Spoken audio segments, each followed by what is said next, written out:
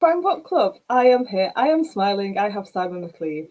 Hello. Say hello. Introduce yourself, and we'll talk about these books as much as we can say this time. Okay. Hi, Sam. Lovely to be here again. My name's Simon McCleave. I am a crime writer from North Wales with two series. A Snowdonia series, which I'm currently writing book 15 of, which is rattling along, and that's doing okay. And 14 is out the 9th. No, not 19th of Feb. 19th of 19th Feb. of Feb. Is Yeah. it? So yeah, book 14 out soon.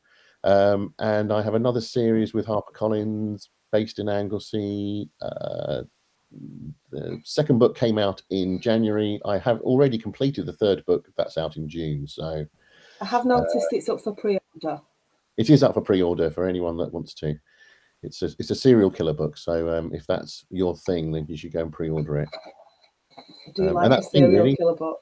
We do. I love writing serial killer books. Now, one of the authors in our group, Philip Jordan, commented earlier on in this event, and he said, your books, number one on Northern Irish hot new releases is In Too Deep. Yes. Number two is Blood on the Shore, which is book 3. Yeah. So already, and then it's Philip Jordan, which is how he spotted it. So Right. so we've got you're already number one and number two. So your pre-orders are already right up there. Yeah, the pre-order's doing pretty well, actually. I think I know. I mean, I don't know why, but anyway, people seem to have read the second one and then they've just gone straight in, clicked the button, and gone, right, I'll get the next one. So on pre-order. So Well, that's exciting. I'm very, very, very lucky to have such lovely readers. So yeah, it's all right. We've got lots of hellos already. So hello everyone. I'm assuming Tasmania, Australia. Is that you, Megan? Wow.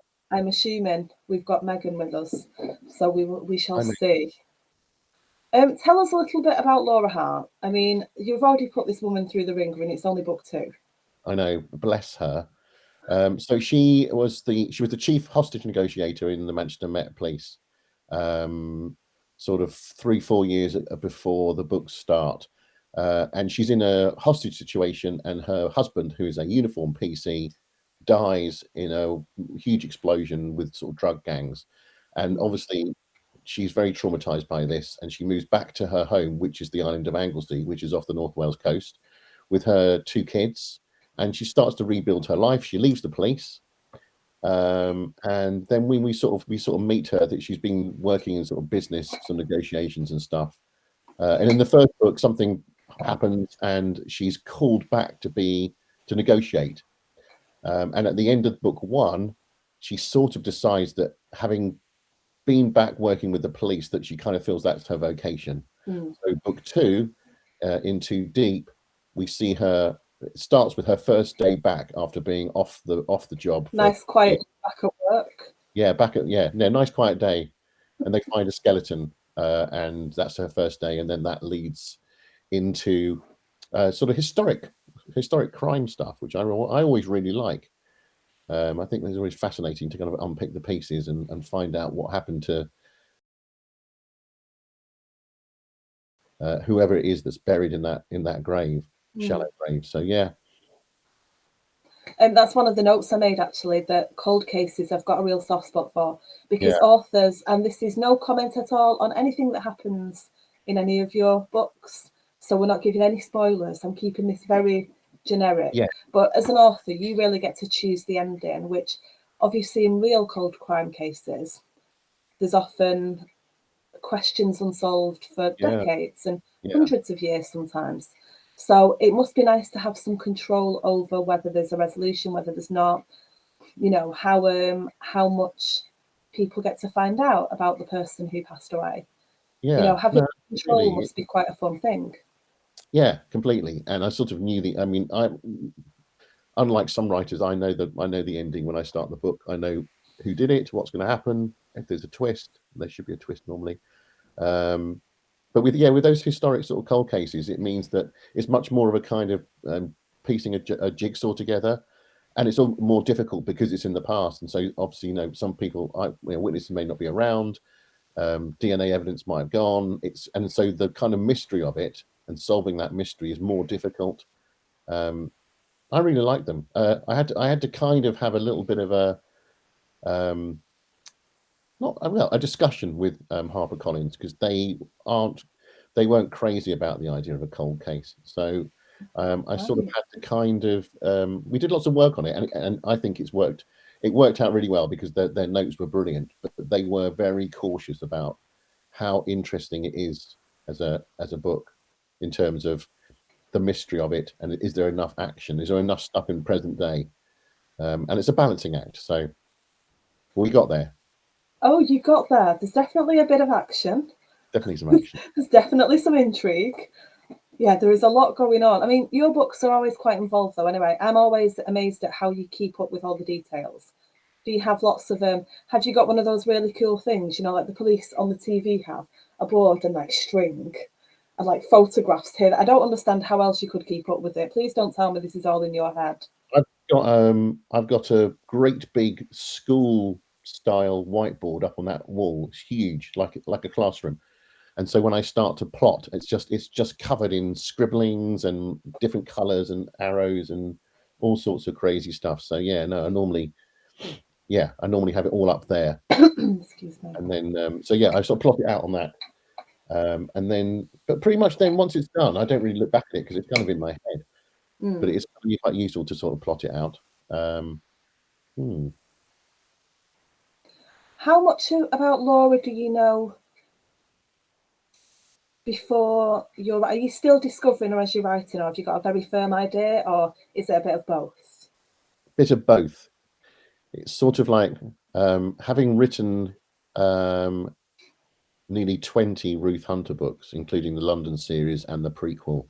I know her back to front. I know her, what she likes to, where she grew up, what her favorite food is, what her favorite bands were, everything. I'm literally, she just exists in my head as a real person, and I can pretty much predict everything about her. Laura, we're only I've written 3 books for her. 2 have been released. So still finding out about her. She's very different. She's really different. But it's quite, part of the joy is actually writing and discovering stuff about your character and see where they lead you.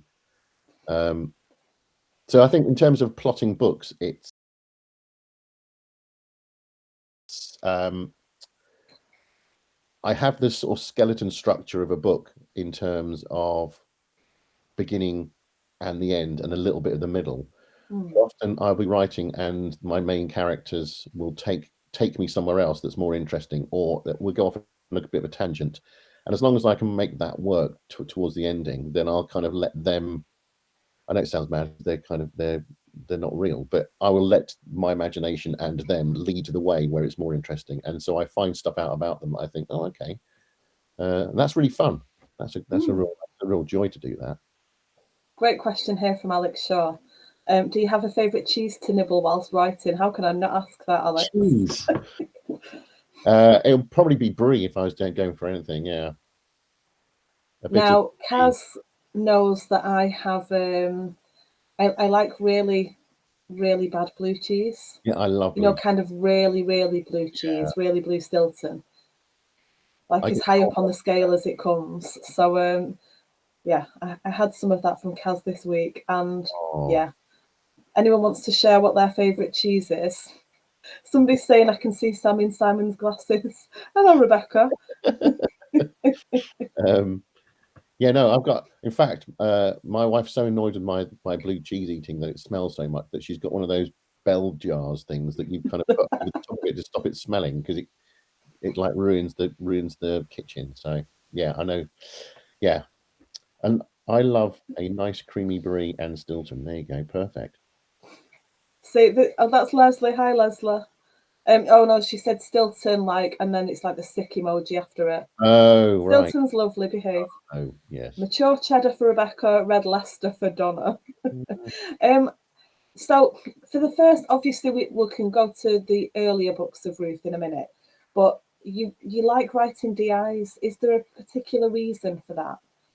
Is there can they do certain things that other, higher ups would be more involved in the planning and things, and lower downs are more on the beat? Is there something particular with the DIs? Have I just answered my own question? Yeah, well, yes.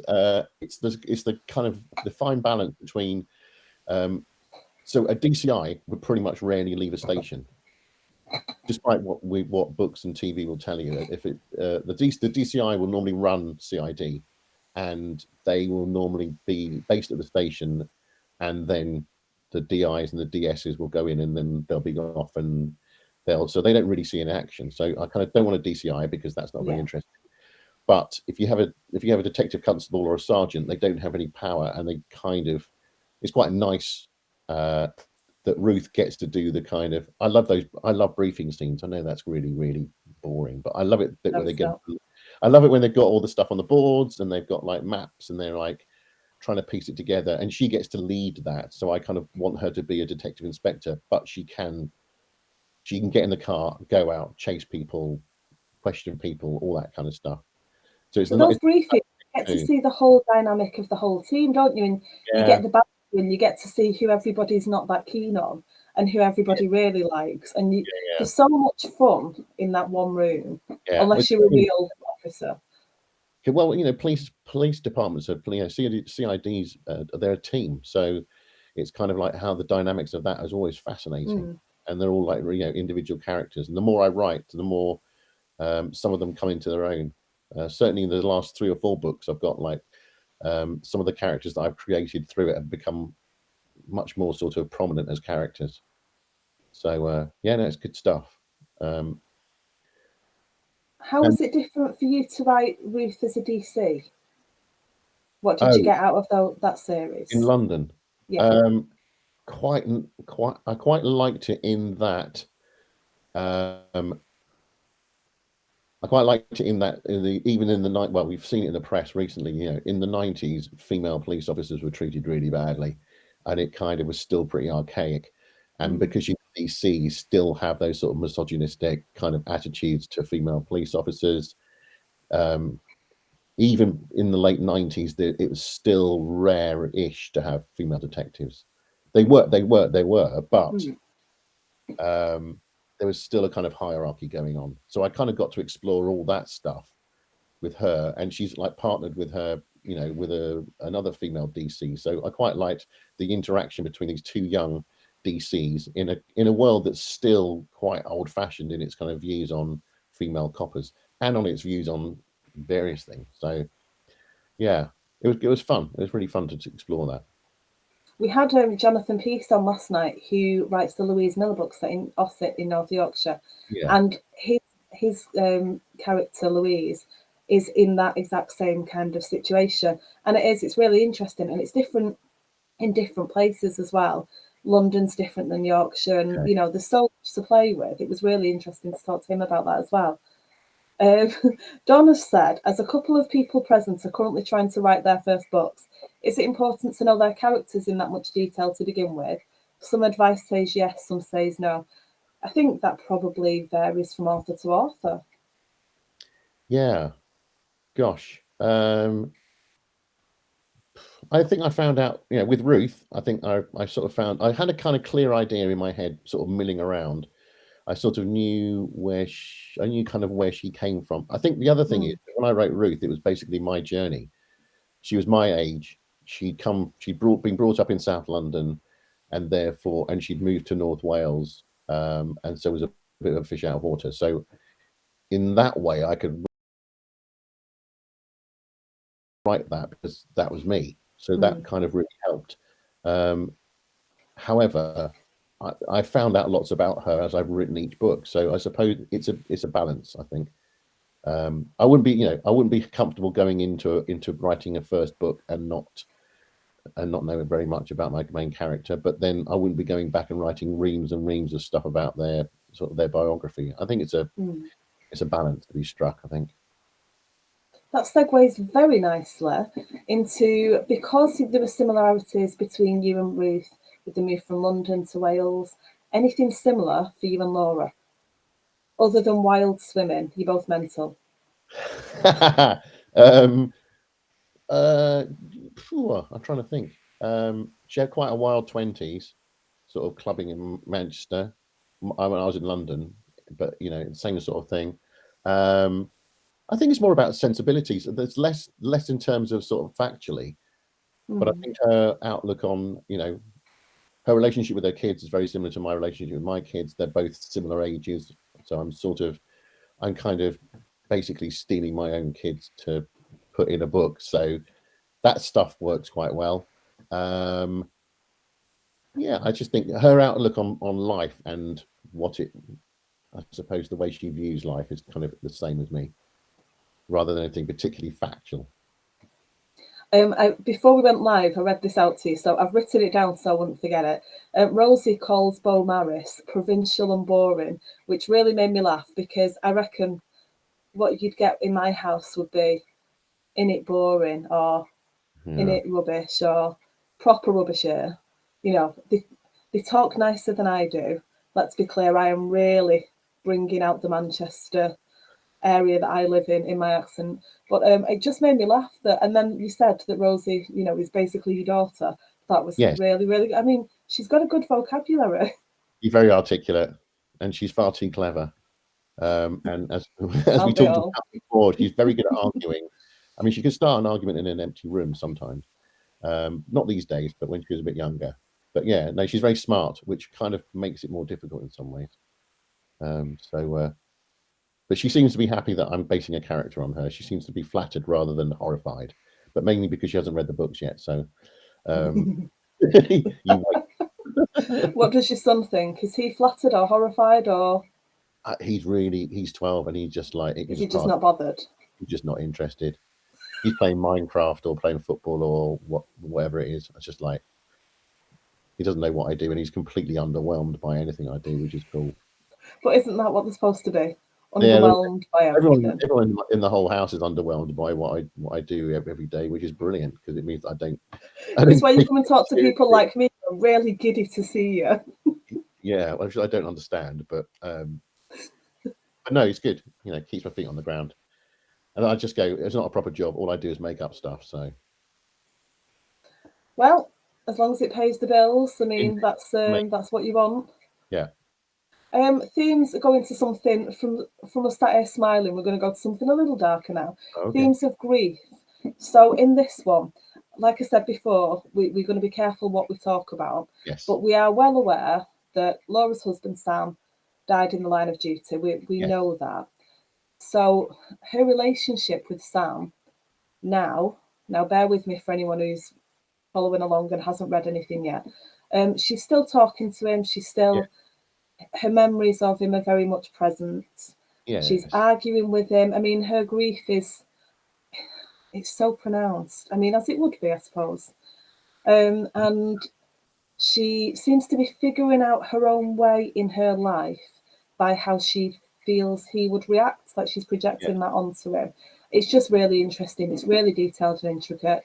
It's sad, it's funny, it's harrowing, it's heart-wrenching. You know, you've got everything in there, and I don't know how you do that. I think I mean, all I can do is I put myself in her shoes and went, what would you do if you know, you have this kind of fairly idyllic life where you're both coppers, you're both in this lovely house, you've got kids, it's all like, and then suddenly he's gone, and he's your soulmate. You know, he's the person, he's your best mate, and you shared everything, and then suddenly he's absolutely gone, and it's like, how do you deal with that kind of grief? And you know, I suppose it's that horrible thing where she thinks that if she lets go, she'll forget stuff about him. There's that horrible thing where she just thinks, I don't want to forget what he smelled like. I don't want to forget those little things that he did, those little jokes that we had. Because if I let all that go, she's just terrified. She doesn't know how to deal with life without him, even 3 years later. And I suppose these books, as the books progress, you sort of see her very, very slowly moving away from that and relying less on those conversations with him or thinking about him, and just trying to deal with it, I suppose. I just thought it was really, I don't know, I just was drawn to that idea and those sort of feelings. I'm finding it really difficult to even talk about it because it's making me emotional just thinking about it. I mean, it's blooming well done, as you know that. I said about 10 minutes in we were going to talk about something. Oh, it's where I got my copy of the book from. So I got mine from Tesco. Any I got mine. excitement about that? I got mine from Tesco's in Wrexham.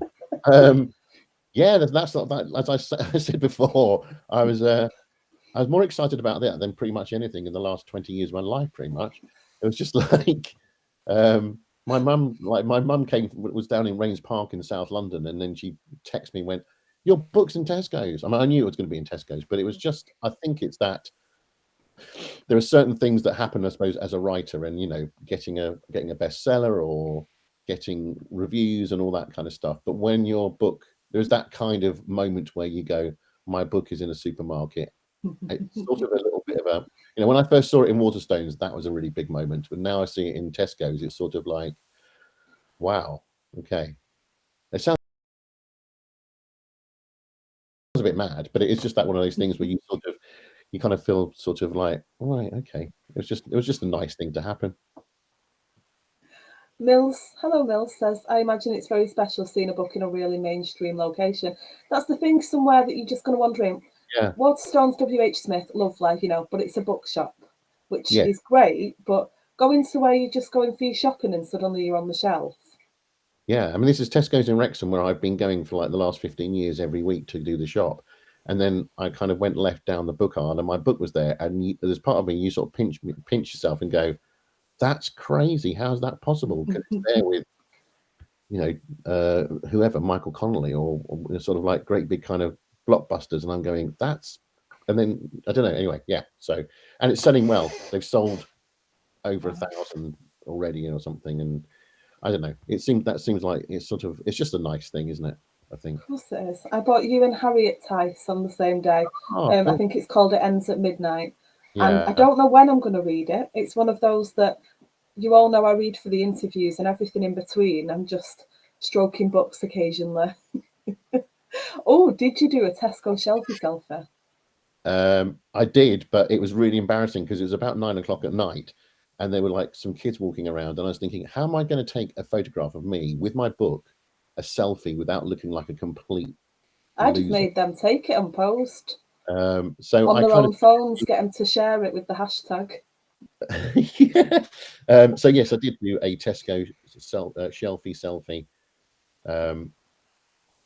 While feeling rather embarrassed about the whole thing, but I thought I needed to do it really. I think you should just absolutely embrace it. Yeah, I suppose so. If that ever happens to me, I am going to be a nightmare. My kids are old enough that they'll roll their eyes rather than be super embarrassed, but I'll have a good go at embarrassing them. Yeah, indeed. That's part of the fun, surely. It really is, yeah. How different is it being, doing everything yourself and then having a publisher? That must be quite a change, but I suppose you're still doing both anyway. Yeah, I mean, for me, it's the perfect balance because, so when I write a Ruth Hunter book, I have complete creative control. I have someone that looks over the books, but I don't have a sort of a proper editor anymore. I get to choose the covers and release it myself. So I quite like all that, and it's I know how to write Ruth Hunter books, sort of standing on my head now because it's I quite but I get loads of advantages by being with HarperCollins. So I get to work with really good editors.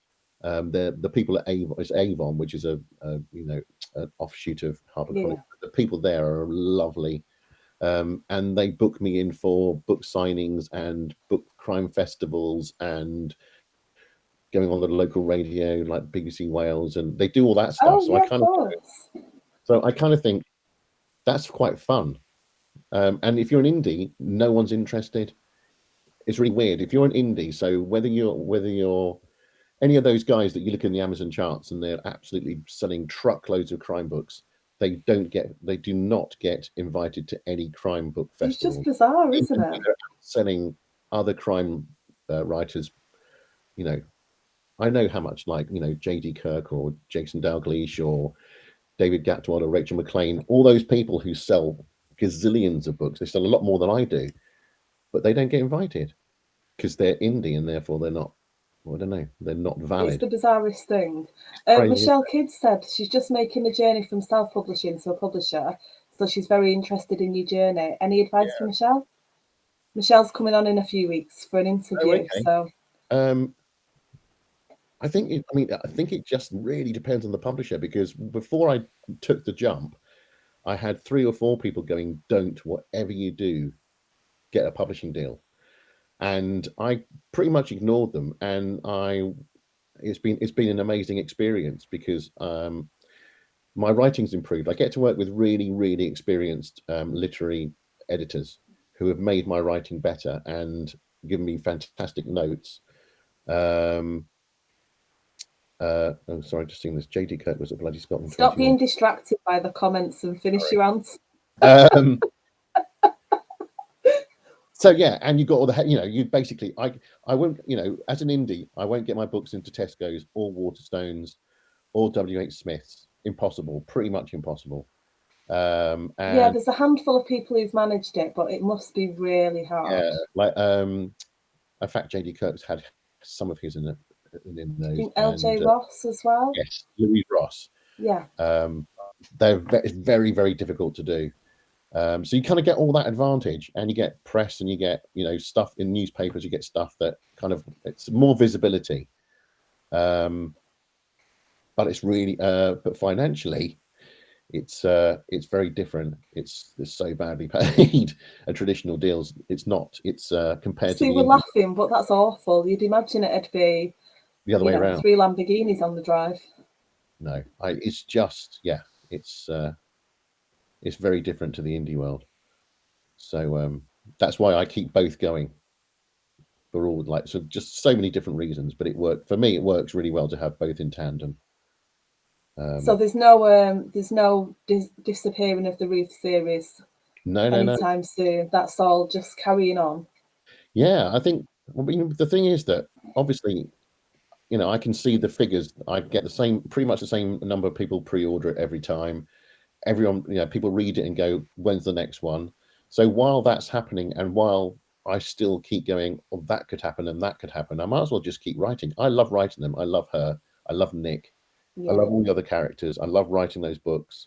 And while people still love reading them, it would seem crazy to stop. Glad to hear it. So yeah. One of the things that I discovered lately that I don't think we've talked about before, we've talked about you writing for TV, and you've done The Bill and Midsummer and Cave Girl, which is my favourite thing. I squealed when I found out. But we've never talked about your time in LA. So tell me about that. When was that? What did you do there? Who were you with? 1997, I went to LA and I lived on Venice Beach, which was all very glamorous. Wow.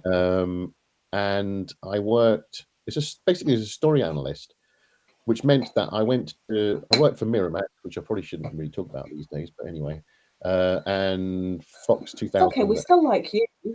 Yeah, I know. And he wasn't there anyway, so I used to go and collect scripts, and I used to go and collect movie scripts, and then I would work on them, and I would write notes about what I thought of the script, and I would basically I put the plot of the script down on a page, and then I'd write notes about what I thought about the characters and the dialogue and the stuff, and they'd just pay me, and then I'd take it back and they'd pay me to do it. So it was quite cool, but it was very sort of like, and for what there was a kind of sort of sliding doors moment where someone said, "I can get you a green card," which is always like gold dust to go and carry on working there permanently.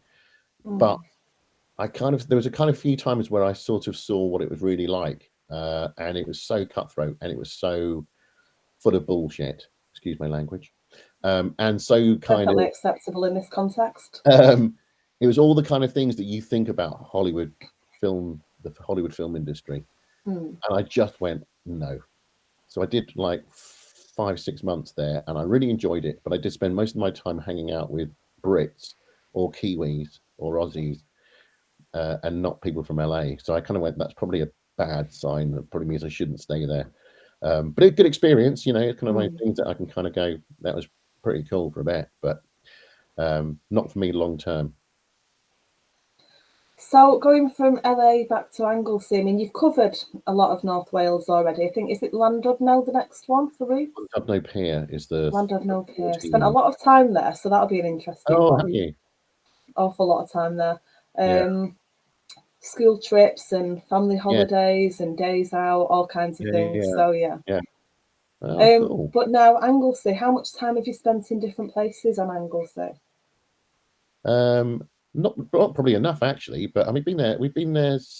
We spend a lot of time before, so we moved up. We moved back here, or I moved up here, and Nicola moved back here 15 years ago, and so we've probably been at least once a year. And more recently, I've been for a few research trips, which is quite nice to go and kind of go to look at a certain beach to see where a body could be buried or all that kind of stuff. So yeah, it's not far. It's 2 hours from here, so it's not too bad. Do you ever tell anyone what you're doing when you kind of walking around looking for things? Does anybody ever ask, have you lost your keys? Do you need help? And you're going, no, I'm just looking for where would be a good place to bury someone. Well, no, I went in the first book. Obviously, it's no secret that the boat. Is this the Dark Tide in this one? In yes. This series? Yeah. Okay. Yes, the Dark Tide. A sightseeing boat that's going to Puffin Island gets taken hostage by some guys, drug dealers, and I realised that I'd never been on the sightseeing boat to Puffin Island, so we had to kind of go overnight, and so I spent the whole journey looking around the boat to find where people could sort of hide, where the lifeboats were, where the life jackets were, the flares, the flare guns. I spent the whole time looking around the interior of the boat while everyone else was looking out at the puffins, and I think people just thought I was mad because why is that guy looking under all the paint? Yeah, the puffins are over there, mate. And I'm like going, no, I know, but I'm just checking out the boat so I can write about it being. Anyway, I couldn't explain, but I think I looked pretty weird. You need a shirt with writer on it. Yes, I'm doing research for writing. I haven't lost my mind. Like journalists in a war zone, but you're on a boat in Anglesey. Yes, that's right. Yeah, little jackets. Yeah. Lindsay Lynn wants to know: would you ever turn the Ruth books on their head and write one only from Nick's perspective? Don't know. Probably not. I think I do have a prequel. So if you have signed up for my VIP email club, then you will there is a book that is a short novel that's all from Nick's perspective, but I don't think I would write a one-off from his perspective. I mean, there's a lot of stuff going on in the current books where at least half the action is from his perspective because he has a whole different storyline, which I won't tell you about, but he's doing stuff. And so the books are pretty much split between him and Ruth. But I don't think I don't think I would write one just from him because everyone would go, "Where's Ruth?" Yeah, you do get asked that quite a lot, don't you? Why you write from a female perspective more than a male? But I suppose there are a lot of men. There's a lot of mileage in writing male or female or any gender of character. But you just write all of your characters so well. It's not like there aren't men in your books, obviously. No, but I think when I first started, it was very much like when I first created Ruth, I thought what I don't want to do is write about a middle-aged male cop who drinks a bit too much. He's divorced. He's a bit of a maverick, and just like all the stuff. It's really hard to kind of think of an original way of doing that. But we've seen those kind of male coppers so many times, and I just thought, God, that's really boring. And then I started thinking about what could I write from a female perspective? That would certainly having a female detective would be more interesting.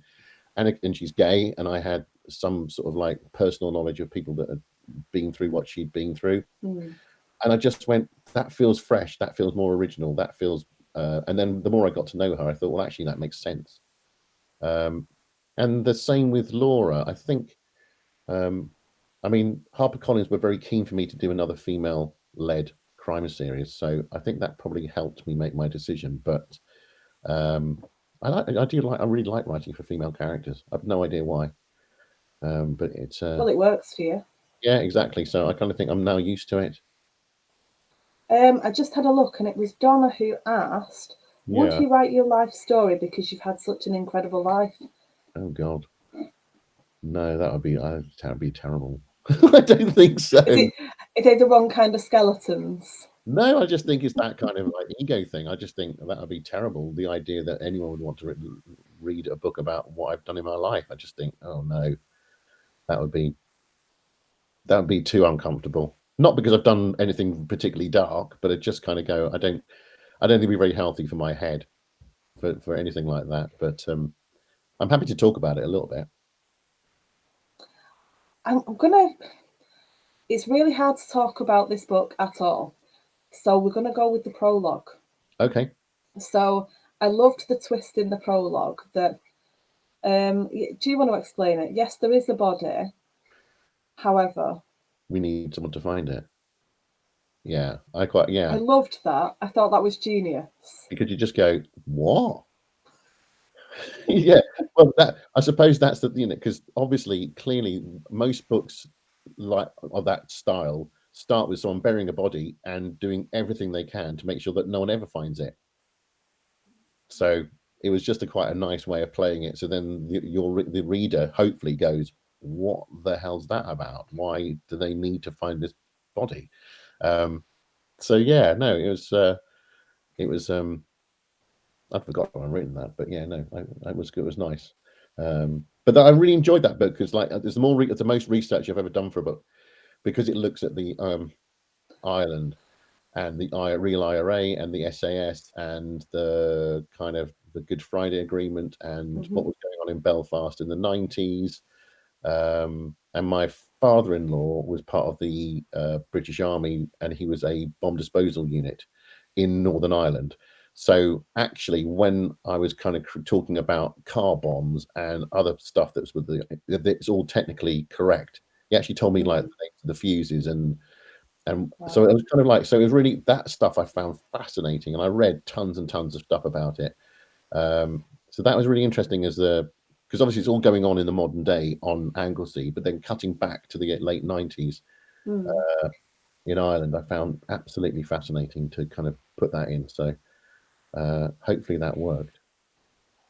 How much did you decide on what has actually happened historically that you would use, and how much you would just focus on your story within that without actually talking about what you've written?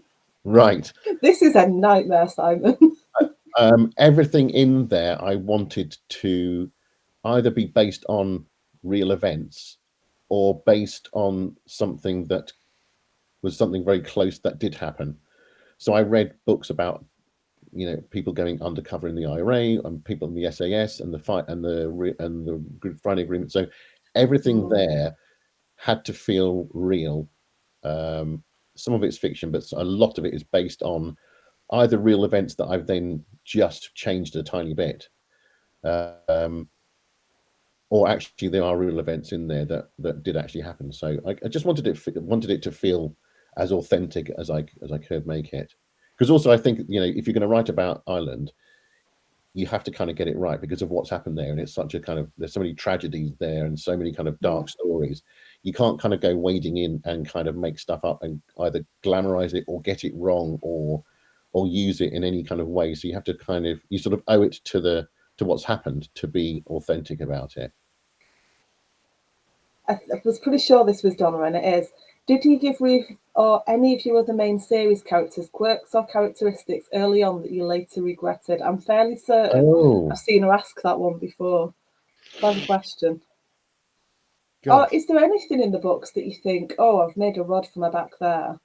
I remember Mike Craven saying he wished he hadn't given Poe a dog because he gets more concerned about this dog than Edgar than he does, than he does Poe or anybody else. I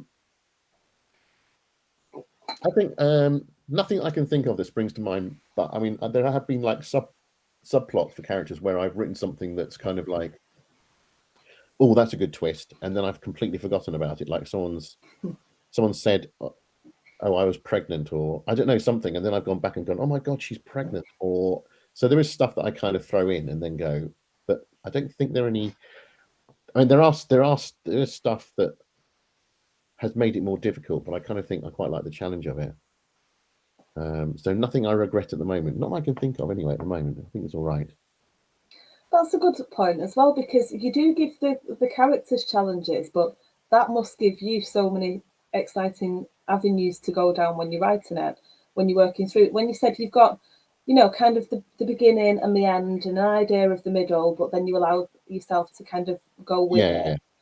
So that must be exciting to give yourself those challenges and try and unpick the thread of it and how it's going to work. Yeah, because I think, you know, the sort of, I know someone like Ian Rankin, he has no idea what happens, and he just writes the first draft, and it just, I mean, obviously he spends a whole year on it, but he just kind of finds out everything when he writes the first draft, and I couldn't do that. That would be too terrifying. But what I don't want to do is then plot every single scene so that when I start writing, I know it doesn't allow for kind of that creativity where you allow characters to take things in certain directions, or you see opportunities where you go, that subplot's actually much more interesting than the one I had already in my head. So that is really exciting when you kind of go, I didn't know that was going to happen. I didn't know we were going to go down that route. So like in my book 5 of Ruth Hunter, there's a really famous recording studio up in North Wales where like Led Zeppelin and Radiohead and have all made albums. And I did some, and it basically, in my head, it was going to be a tiny part of it. And then the more I actually researched it, there was like loads of kind of dark stories about groupies going up there, girls that were underage, drugs, grooming, all kind of loads of dark stuff. And I suddenly went, oh, this is really, so I kind of wrote much more about that because I suddenly stumbled on something that I'd had as a really tiny little idea that actually then went, that's a really interesting that's an interesting subject and location to really mine. And that was exciting because I just went, well, I didn't know anything about that, but now I've researched it, that makes more sense. So yeah, that's the exciting bit, is kind of discovering that stuff. I love that. Now we are ending a bit earlier tonight because you have things to do. So do you want to give us a final recap of Into Deep, of the Anglesey series so far, and anything else that you want to say? Okay, well, so the Anglesey series is out now. Into Deep in a Tesco's near you, £5.50, which I think is a bargain from Great Big Paperback. Or 2 for £9. Or 2 for £9, yeah, exactly. Which is why Harriet Tice came home with you. Exactly. So yeah, Into Deep and The Dark Tide are the first two in my Anglesey series. The third one is on for pre-order, Blood on the Shore, which will be out in June. So I hope you can find time to read them. That would be great. And I shall leave it there. And thank you, Sam, for being fantastic once again. Thank you for coming in. And can I just say the covers on these ones are as gorgeous as the Ruth books. I mean, I absolutely love these covers. Go and have a look at Blood on the Shore, everyone. That cover as well is gorgeous. Thank you to everyone who's joined us tonight and asked questions. Thanks, guys. I'm sorry, I know I've missed a few things throughout, but we're running short of time, and I had questions as well. So it was lovely to see you, Simon. Thank you very much, and I hope you'll join us again. I will do. Good to see you. Take care.